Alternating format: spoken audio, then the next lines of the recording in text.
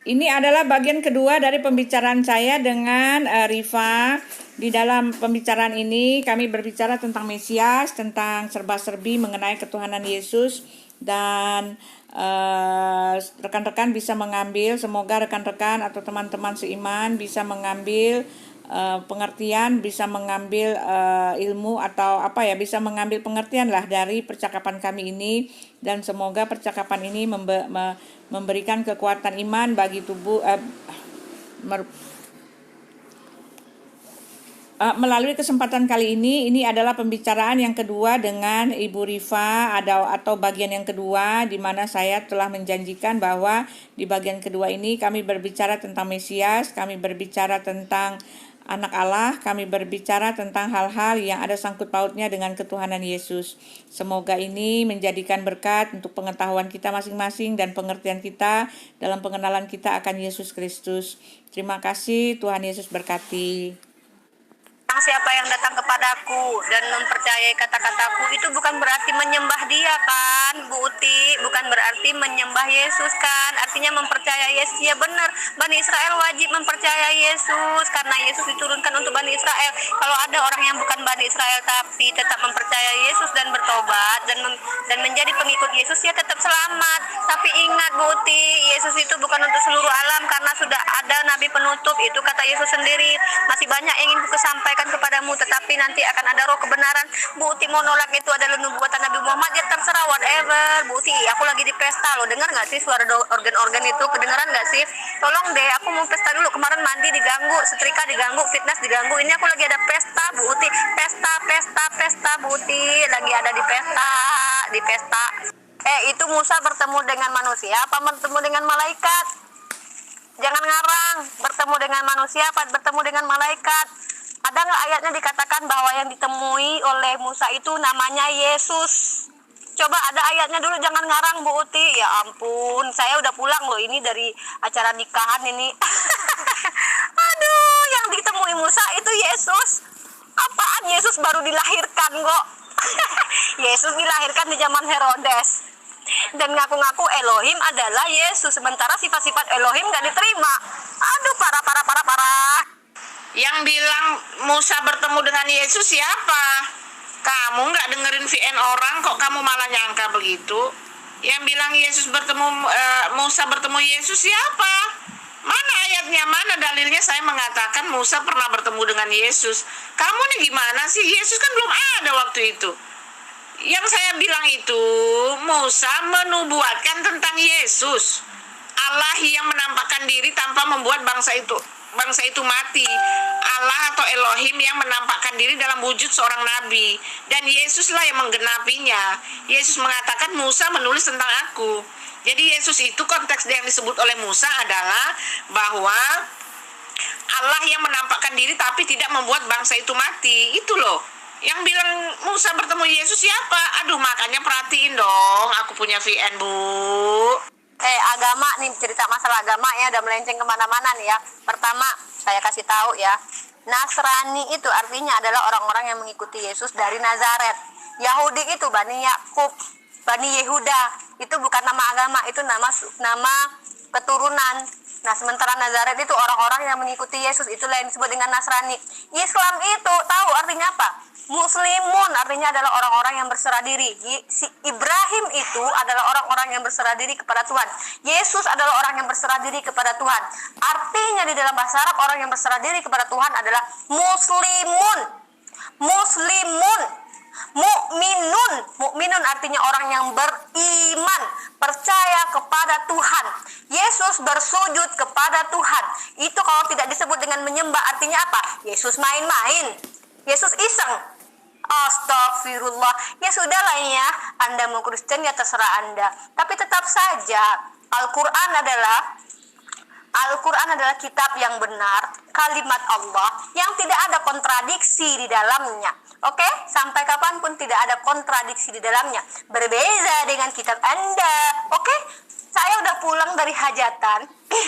Anda masih VN juga. Ini seperti lagi nih, mau setrika, mau nanti mau fitness lagi. Dan saya tuh nggak keriput melawan Anda. Saya pengen ngobrol juga sama yang lain deh, Putri Sloan kayak siapa kayak ya. Anda terus yang saya hadapi. Lama-lama saya nanti jadi ikut keriput kayak Anda. Raja buat Yesus itu raja penebus, raja penyelamat. Itu bukan raja politis, Bu. Dia bukan jadi menteri, dia bukan jadi presiden di situ. Di dalam waktu Yesus naik, waktu Yesus disalib itu mereka menganggap Yesus raja tuh. Orang-orang yang menyalibkan Yesus itu, inilah Raja Israel, inilah dia Raja Isa Nazaret, Raja Israel. Itu ditulis Raja Israel, dia dianggap raja. Itu kejadian, itu faktanya. Yesus itu dianggap raja. Nih ada kata-kata orang-orang menyembah Yesus sebagai raja juga, Bu, tetapi bukan raja seperti Raja Marco, Raja Charles atau Ratu Raja, bukan seperti itu. Raja yang dimaksud Yesus itu dari awal tuh ketika dia ada di dalam dunia itu juga dia disebut raja. Nih tak kasih. Jadi itu betul. Kamu betul. Yesus itu dianggap raja, tetapi raja bukan raja kayak Raja Elizabeth, Raja Charles, bukan. Oke? Aduh, artinya Anda benar-benar tidak mengerti. Susah ya ternyata bicara dengan Anda. Yesus dikatakan, dialah Raja Nazaret karena dia mengaku bahwa dia adalah raja. Kemudian orang-orang mengejeknya, itu ejekan buat dia. Dipasangkanlah mahkota dari duri buat kepalanya, dipakaikan dia jubah, dan dia ditelanjangi, dia diejek. Oh, ini yang mengatakan dia adalah raja. Kemudian dituliskan di situ, inilah raja. Karena orang mengejek dia mengaku dialah raja. Dia adalah pemimpin umat Bani Israel, tetapi dia diejek. Apakah ini dia raja? Ini dia raja diludak. Wih, gitu. Itu artinya, itu aja Anda nggak paham. Tidak, Bu. Yesus disebut raja itu bukan karena dia mengaku. Dia tuh dielu-elukan sebagai raja dan dia sudah dinubuatkan sebagai raja. Tetapi bukan raja politik, Bu. Bukan raja kenegaraan. Raja penyelamat, raja penyelamat, raja penebus yang membebaskan umatnya dari dosa-dosa. Raja penyelamat, Bu. Itu ada ayatnya, Bu. Yesus dielu-elukan menjadi raja penyelamat, raja penebus. Ini ayatnya saya postkan ya. Coba Ibu baca ya. Yohanes 12 ayat 13 sampai 15. Mereka mengambil daun-daun palem dan pergi menyongsong dia sambil berseru-seru, Hosana, diberkatilah dia yang datang dalam nama Tuhan, Raja Israel. Jangan takut, hai putri Sion, lihatlah rajamu datang, duduk di atas seekor anak keledai. Itu, Bu, saya bacakan ya. Yohanes 12 ayat 13. Mereka mengambil daun-daun palem dan pergi menyongsong dia sambil berseru-seru, Hosana, diberkatilah dia yang datang dalam nama Tuhan, Raja Israel.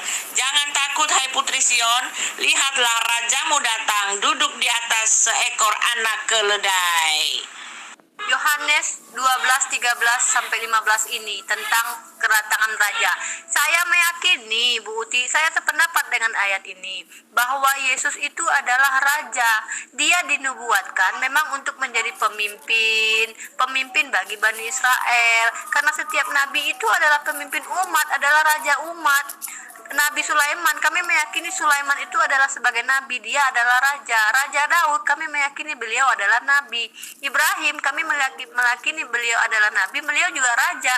Untuk kalangan beliau, pemimpin umat, raja-raja yang bagi kami nabi itu sama dengan pemimpin, raja, utusan, wakil Tuhan, sama. Jadi iya betul, ini saya percaya nih dengan ayat ini, kata Yohanes ini, dia adalah raja. Memang Yesus memperkenalkan dirinya sebagai Mesias, yaitu jalan menuju Tuhan, tetapi bukan Tuhan.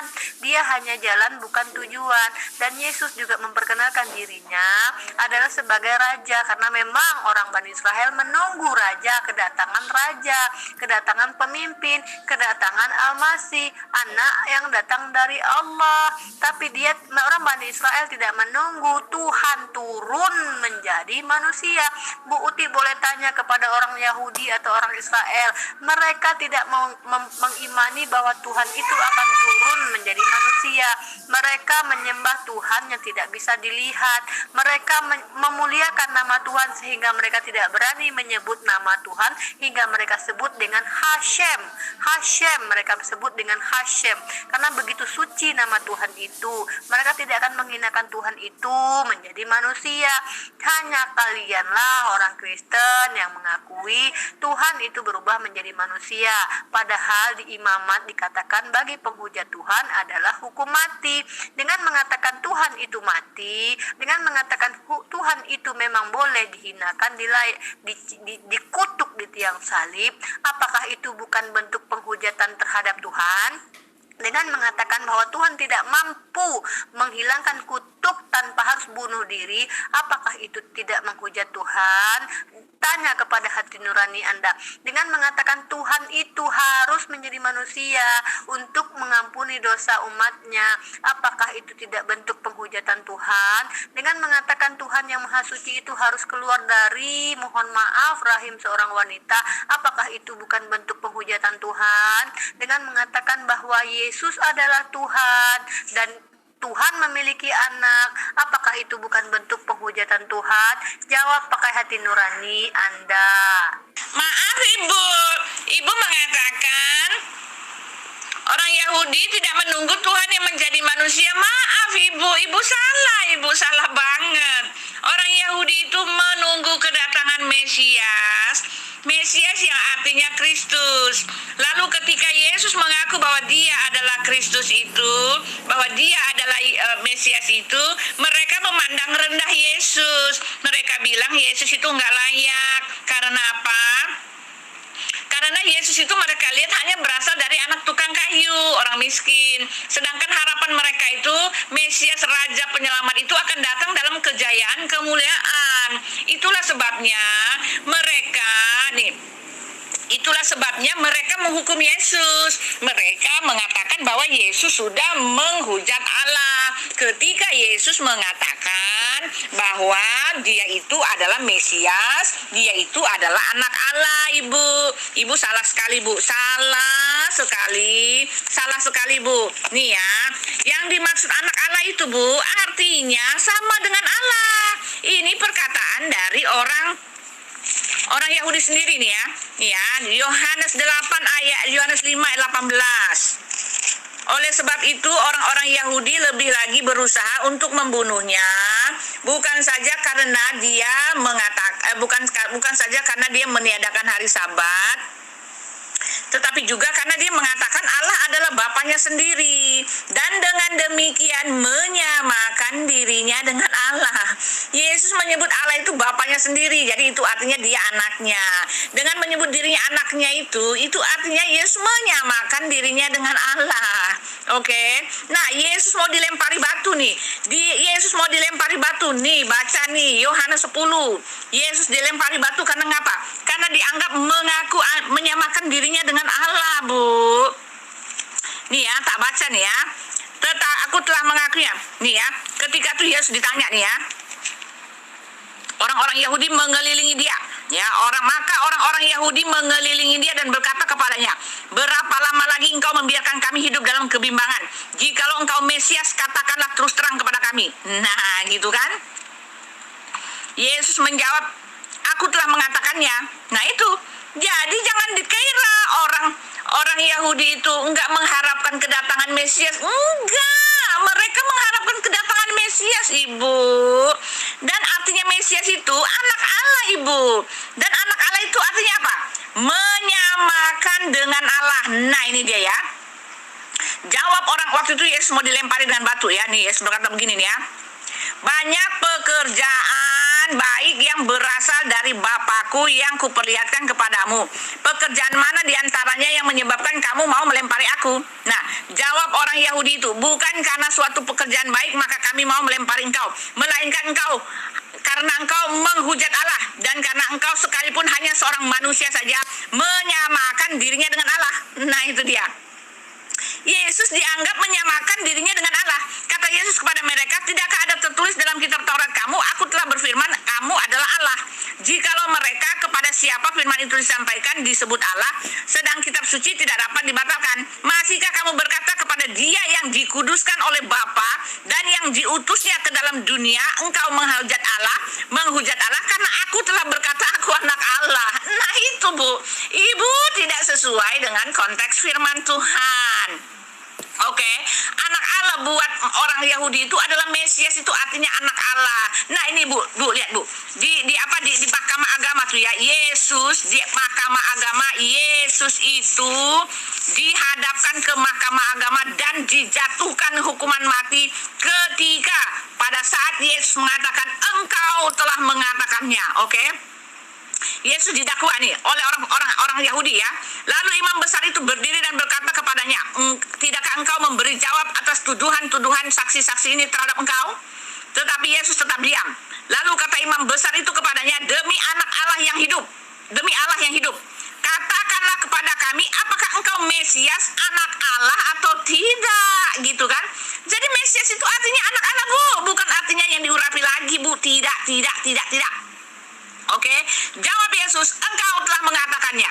Akan tetapi aku berkata kepadamu, mulai sekarang kamu akan melihat anak manusia duduk di sebelah kanan yang maha kuasa dan datang di atas awan-awan di langit. Oke, maka imam besar itu mengoyakkan pakaian dan berkata, ia menghujat Allah. Untuk apa lagi kita dengar saksi lagi? Sekarang kamu telah dengar hujatannya. Bagaimana pendapat kamu? Mereka menjawab dan berkata, ia harus dihukum mati. Nah itu Bu, Yesus ketika mengaku engkau telah mengatakannya, mengaku anak Allah, langsung dia Bu dihukum mati Bu. Kenapa?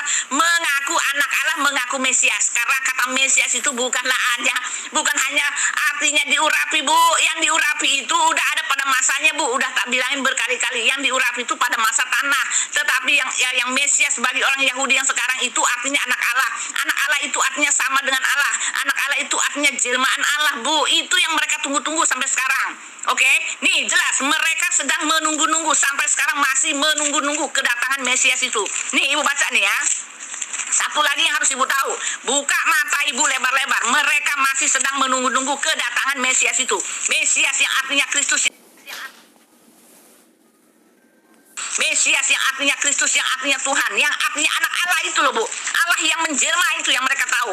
Yang sama dengan Allah. Anak Allah itu artinya apa Bu? Sama dengan Allah. Nah ini dia. Lalu kata perempuan wanita itu ya. Lalu dia mengatakan ini. Ini, dan ketika orang banyak lagi, ini ya. Ini dia. Allah itu roh dan barang siapa menyembah. Jawab perempuan itu kepada, aku tahu bahwa Mesias akan datang. Nah ini percakapan Yesus dengan orang Samaria itu, perempuan Samaria. Jawab perempuan itu kepadanya, aku tahu bahwa Mesias akan datang yang disebut juga Kristus. Apabila ia datang dan akan memberitakan segala sesuatu kepada kami, kata Yesus kepadanya, akulah dia yang sedang berkata-kata dengan engkau. Itu Bu, maaf Bu, semua argumen Ibu di sini salah ngawur. Jadi orang Yahudi itu masih menunggu kedatangan Mesias yang artinya anak Allah, yang artinya Allah yang menjelma menjadi manusia. Itu yang dipercayai oleh orang Yahudi pada sekarang. Oke, mereka masih sedang menunggu-nunggu kedatangan Mesias itu. Padahal Mesias itu sudah datang, bahkan sudah naik ke sorga. Oke? Ibu tanya sama orang Yahudi deh, apa mereka meyakini Elohim jadi manusia? Kok Ibu yang mengklaim apa kata orang Yahudi? Lucu deh Ibu. Kan saya sudah bilang Mesias itu di dalam Torah artinya bukan Tuhan, tetapi orang yang diurapi. Kan Daud juga Mesias, diurapi. Kalau Ibu yang mengartikan Mesias adalah anak Tuhan, itu urusan Ibu. Tapi kalau Ibu ingin tahu apa kata Yahudi atau Bani Israel tentang apa yang disebut dengan Mesias, Ibu tanyakan kepada mereka. Jangan Ibu simpulkan apa yang mereka yakini. Aneh Ibu, saya juga bertanya kepada orang Yahudi. Saya bertanya, apakah betul orang Bani Israel menunggu Tuhan atau Elohim menjadi manusia? Oh tidak ada, jawab mereka. Orang Yahudi sendiri yang memberi kesaksian seperti Ibu. Itu Ibu yang bukan orang Yahudi, kok Ibu yang lebih tahu? Lucu Ibu, kan saya bilang tidak ada nubuatan Elohim akan mengatakan dirinya akan turun menjadi manusia. Ada, coba kalau begitu berarti bertentangan dengan ayat-ayat hakikat Tuhan yang ada di dalam Torah yang sudah saya bacakan. Apa perlu saya bacakan lagi ayat-ayatnya di mana Tuhan itu tidak ada yang setara dengan dia. Kemudian Yesus katakan, Bapa lebih besar dari aku, Bapa lebih besar dari aku. Orang goblok aja udah pada paham itu artinya ya. Bagaimana sih Bu, Ibu mengatakan Mesias itu bukan Tuhan? Nih ya, saya kasih ayat ini lalu kamu jawab saya. Apa artinya Mesias dengan yang begini ya Bu ya? Bagaimana kamu bilang Mesias itu bukan Tuhan? Bagaimana kamu masih aja terus status quo? Orang-orang Yahudi nggak percaya dengan Mesias yang model kayak begitu Bu. Nggak ada nabi, nggak ada Mesias yang dimatiin karena dia mengaku Mesias. Kalau artinya Mesias itu cuma diurapi. Itu udah zaman-zaman dulu Bu. Nah sekarang Ibu jawab saya nih ya. Apa arti Mesias di sini? Apakah ini berarti cuma orang yang diurapi? Sekarang saya kasih tahu ibu ya, apakah ibu jawab saya ya, apakah Mesias yang di sini artinya cuma seorang orang yang diurapi? Kalau cuma orang diurapi, bu, ibu kasih jawab saya. Bagaimana saya mau melihat bagaimana cara ibu berkelit? Oke, bagaimana kelitanmu di sini? Tunggu saya share semua ayatnya. Yohanes 20 ayat 31, tetapi semua yang tercantum di sini telah dicatat supaya kamu percaya bahwa Yesuslah Mesias, Anak Allah, dan supaya kamu oleh imanmu memperoleh hidup dalam namanya. Yohanes 11 ayat 27, jawab Marta, ya Tuhan, aku percaya bahwa Engkaulah Mesias, Anak Allah, Dia yang akan datang ke dalam dunia. Dia itu adalah Yahweh, bu, yang akan datang ke dalam dunia. Yahweh yang di sorga itu akan datang ke dalam dunia. Masa yang begini ibu bilang Mesias yang diurapi, bu? Ibu nggak bisa bantah kayaknya yang ini nih. Pasti saya yakin ibu tidak akan ngomong apa-apa lagi dalam soal ini. Yesus itu dia mengaku anak Allah. Lalu dia mengaku anak Allah, kemudian dia mengatakan Allah ada di dalam dirinya. Nah, kemudian orang Yahudi salah paham, mengatakan bahwa dia menyetarakan dirinya dengan Allah. Padahal Yesus itu adalah nabi yang firman Tuhan diletakkan di mulutnya. Jadi apa yang dia katakan, apa yang dia lakukan, apa yang dia janjikan itu berasal dari Tuhan. Itu maksudnya. Jadi orang Yahudi itu yang salah paham. Jadi kemudian, tetapi Yesus tidak mengakui kan bahwa dia Tuhan, tapi dia adalah Al-Masih, Raja orang Israel, diperuntukkan untuk Bani Israel. Itu yang dimaksud, yang diakui Yesus. Kan udah dia bilang, kehidupan kekal hanya mengenal Tuhan satu-satunya, yaitu Allah Bapa kita. Jangan sebut Bapa itu yang lain, hanya satu Bapa kita yang di surga. Jangan pegang aku bahwa aku akan pergi kepada Tuhanmu dan Tuhanku, Bapamu dan Bapaku. Susah ya mengartikan bahasa itu. Siapa bilang bu orang Yahudi itu salah paham? Yesus di situ konteksnya, Yesus itu mengatakan bukan Allah ada dalam dirinya, bukan ibu. Itu konteksnya Yesus mengaku bahwa dia itu pemberi hidup yang kekal. Itu konteksnya di dalam Yohanes 10 ibu. Dan aku memberikan hidup yang kekal kepada mereka, dan mereka pasti tidak akan binasa sampai selama-lamanya. Tak seorang pun merebut mereka dari tanganku. Bapakku yang memberikan mereka kepadaku lebih besar daripada siapapun. Tak seorang pun merebut mereka dari tangan Bapa. Aku dan Bapa adalah satu. Itu loh bu. Itu konteksnya Yesus mengaku Mesias yang artinya Allah yang memberikan hidup yang kekal. Yesus dan Bapa itu satu. Itu konteksnya di dalam Yohanes 10 bu. Yesus ditanyain sama orang-orang Yahudi itu, katakan apakah kamu itu raja orang Mesias atau bukan? Yesus mengatakan, aku sudah mengatakannya. Pekerjaan-pekerjaan yang kulakukan itulah yang memberi jawabannya, katanya gitu. Lalu Yesus bicara tentang ini, dia memberikan hidup yang kekal gitu loh. Lalu Yesus juga orang-orang Yahudi itu mau melempari dia. Lalu Yesus mengatakan, kenapa kamu mau melempari saya dengan batu? Lalu mereka bilang, kamu menyamakan dirinya dengan Allah. Loh, kenapa kamu bilang aku menyamakan diriku dengan Allah cuma karena aku mengaku aku anak Allah? Gitu. Ibu ngawur ini. Ayatnya yang mana? Ibu asal comot aja. Ibu yang Yesus mengatakan aku akan pergi kepada aku akan pergi kepada Bapakku dan Bapamu, itu adalah perkataan Yesus yang Yesus suruh dikatakan oleh Maria Magdalena untuk saudara-saudaranya Yesus bu. Ini bu juga ibu salah bu. Di dalam Yohanes 20 itu untuk saudara-saudara Yesus. Yesus suruh Maria pergi mengatakan hal seperti itu untuk saudara-saudaranya Yesus. Yesus mengatakan, pergilah Maria kepada saudara-saudaranya Yesus. Dan Yesus menyuruh Maria berbicara seperti itu. Yesus akan pergi kepada Allahnya Maria dan Allahnya saudara-saudara Maria, kepada bapaknya Maria dan bapaknya saudara-saudara Maria. Karena kata pergi kepada Bapa itu sudah dikasih tahu oleh Yesus, bahwa pergi kepada Bapa itu ada di dalam Yohanes 14, bahwa Yesus akan kembali ke sorga dan menyediakan tempat di sorga itu untuk kami bu. Mana bisa kalau dia cuma rasul, utusan Tuhan yang menyembah Tuhan, dia menyediakan tempat bagi kami bu. Yesus mengatakan, aku akan pergi ke situ untuk menyediakan tempat bagi kamu, supaya di mana aku berada, kamu pun berada.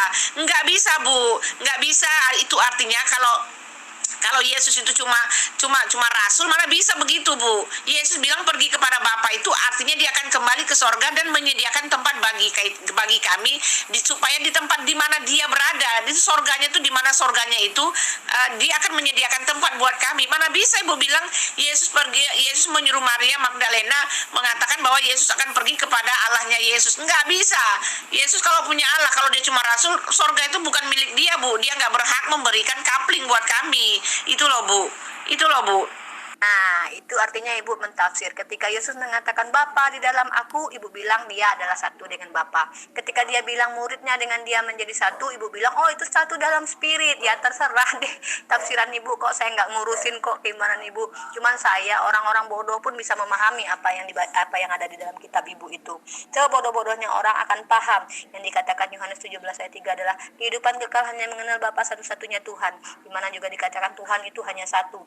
Ahad itu artinya satu, ehad artinya satu. Terserah mau Ibu bilang satu itu ada 10, ada 15, itu urusan Ibu. Lucu ente.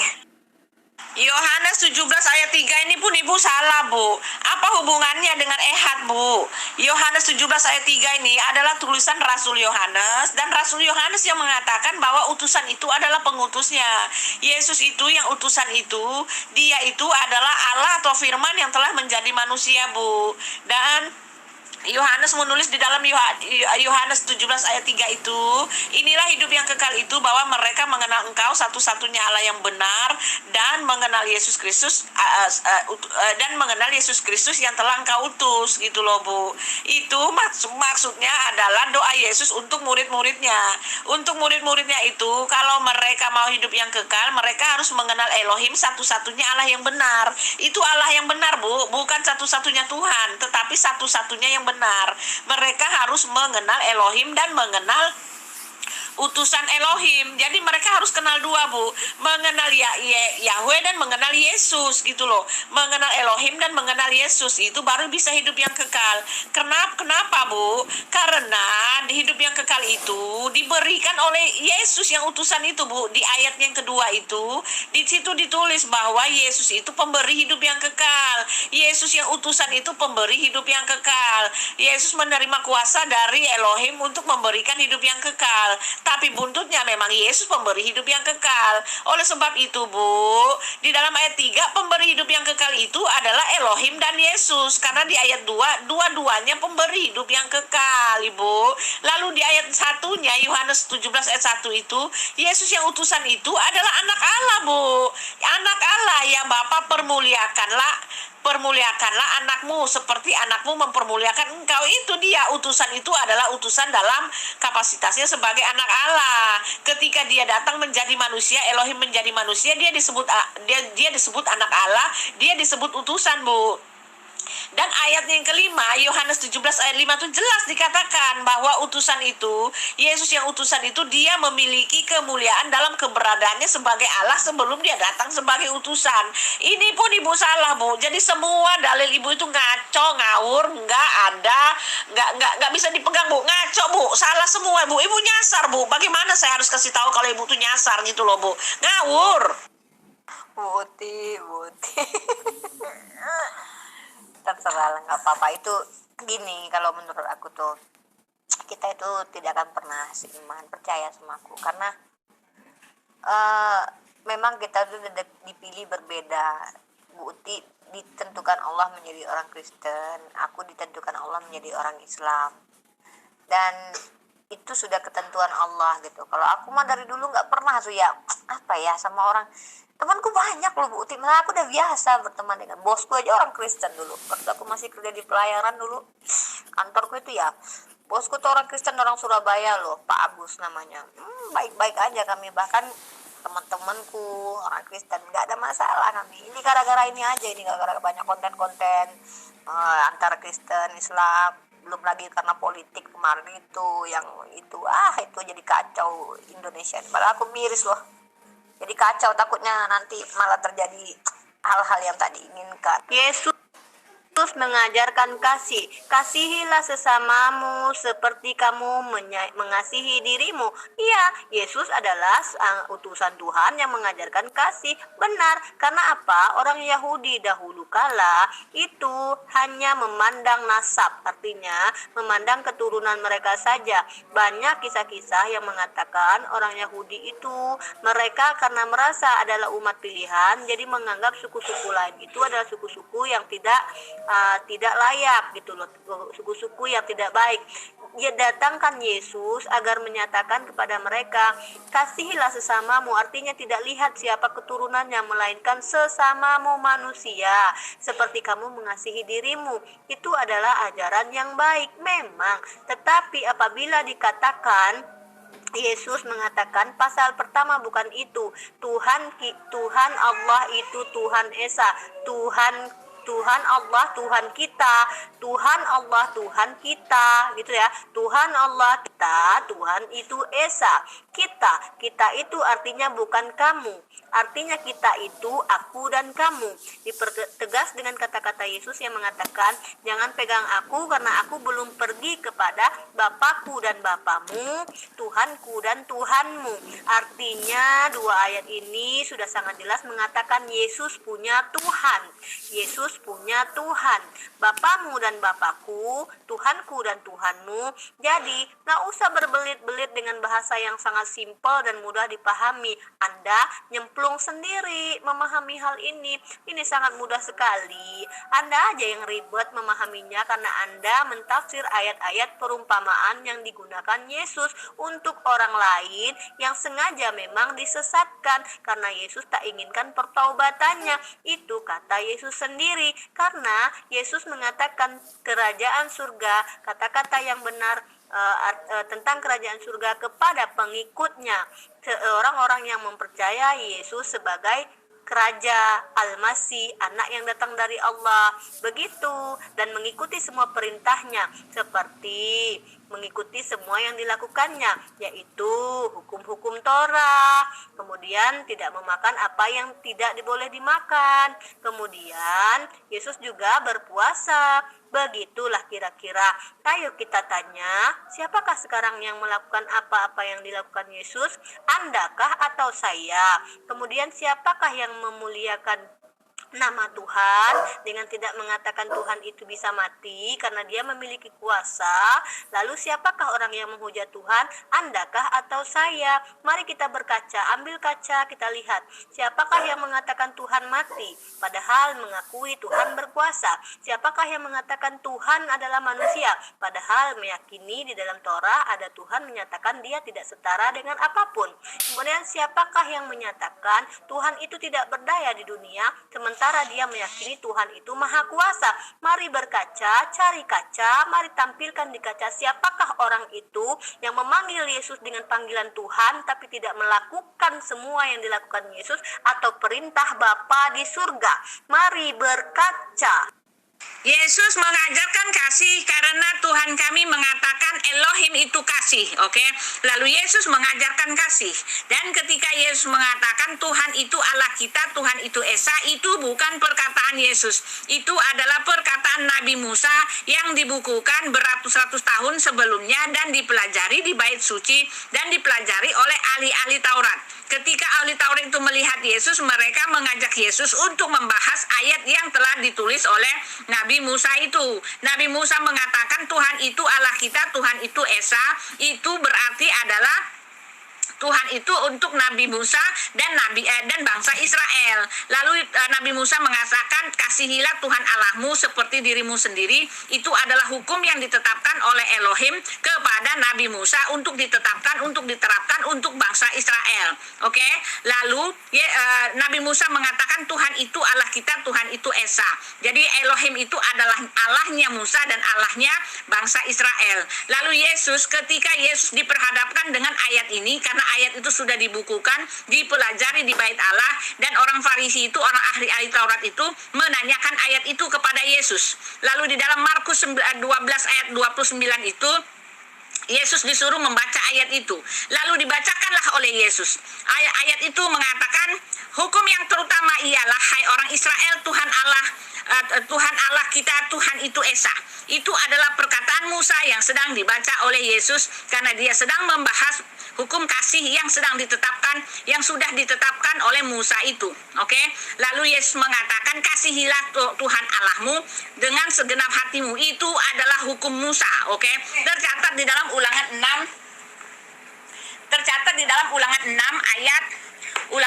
ayat 4, oke?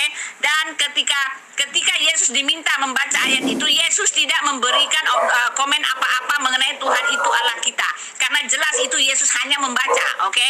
Tetapi Yesus menunjukkan ketuhanannya di situ dengan menambahkan hukum dari Elohim itu.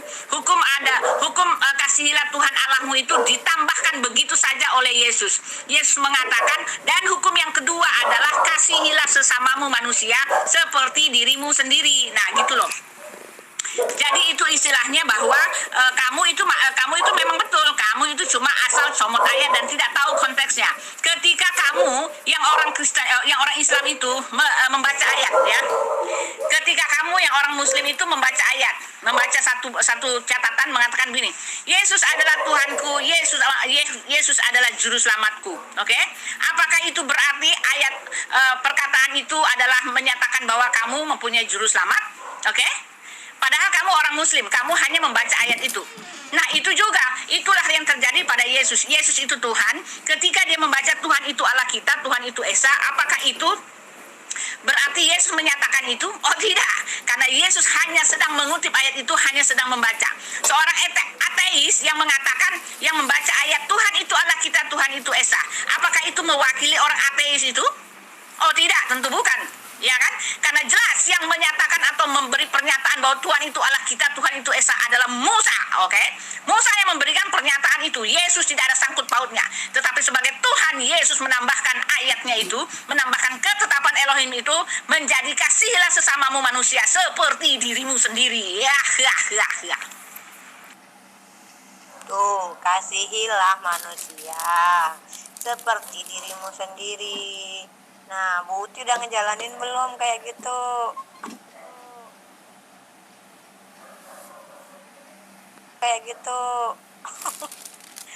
Kalau manusia itu berarti nggak lihat agama, nggak lihat sukunya, Bu Uti.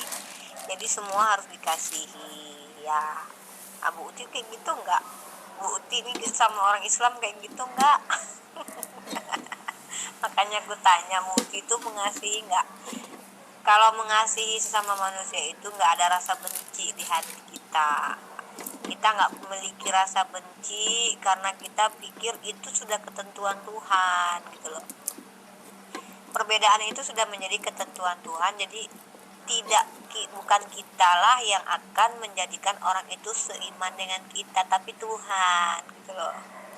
Nah, kan kalau memang iya, Bu Uti coba jalankan itu, kasihilah sesama manusia seperti mengasihi dirimu sendiri. Nah, itu yang harus diterapkan. Apakah sudah seperti itu? Tapi bau-baunya Bu Uti ini kayaknya nggak mengasihi orang Islam, kayaknya enggak deh kayaknya. Saya nggak tahu ya, apa suzon saya aja apa gimana gitu.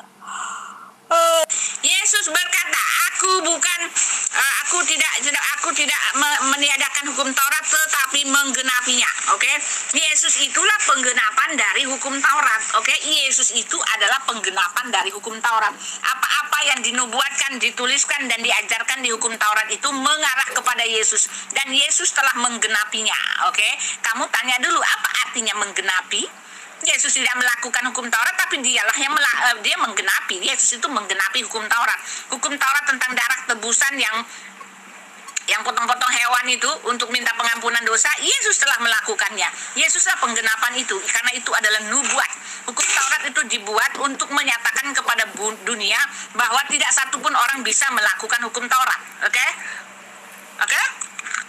Karena tak satupun ada orang yang mampu melakukan hukum Taurat. Hukum Taurat itu dibuat supaya orang mengerti bahwa tidak ada orang yang selamat dengan melakukan hukum Taurat. Lalu mereka minta ampun dosa dengan memotong hewan-hewan, memotong sapi-sapi, memotong domba, memotong binatang-binatang yang tambun yang sehat. Itu melambangkan bahwa darah Yesus itu mati, darah yang mahal itu telah mati buat mereka dan untuk menutupi dosa-dosa mereka. Lalu Yesus mengatakan, aku datang bukan untuk meniadakan hukum Taurat, tetapi untuk menggenapinya. Itulah artinya. Yesus itu disebut anak domba Allah karena dialah, ya kan? Karena dialah yang menjadi korban tebusan itu sekali dan selamanya. Ketika Yesus belum datang, orang-orang minta ampun dosa dengan menumpahkan darah hewan-hewan kambing domba. Tetapi ketika Yesus datang, sudah tidak perlu lagi berulang-ulang masuk kemah suci minta pengampunan dosa dengan darah. Karena Yesus masuk ke dalam itu satu dan untuk selamanya, untuk sekarang dan untuk selamanya. Jadi orang ketika minta ampun dosa, datang saja pada darah Yesus dan Yesus akan menyelamatkannya. Oke, itulah yang dimaksud bahwa Yesus mengatakan, aku datang bukan untuk meniadakan hukum Taurat, tetapi untuk menggenapinya. Mandi dulu lah, mandi dulu, beres-beres rumah dulu. Otot banget. Putih, wati menol, bahenol, cikenol, kenol. Aku tuh ketawa aja dari tadi. Aduh. Kapan-kapan kita live streaming di Geraha Mu'alaf yuk. Mau nggak Putih di Geraha Mu'alaf? Kemarin katanya sama Kang Ade, jadi nggak? Nih aku nanti sama Bu Uti di Geraha Mu'alaf, tapi nanti kita cari waktunya kalau aku lagi nggak ini, gimana? Mau nggak?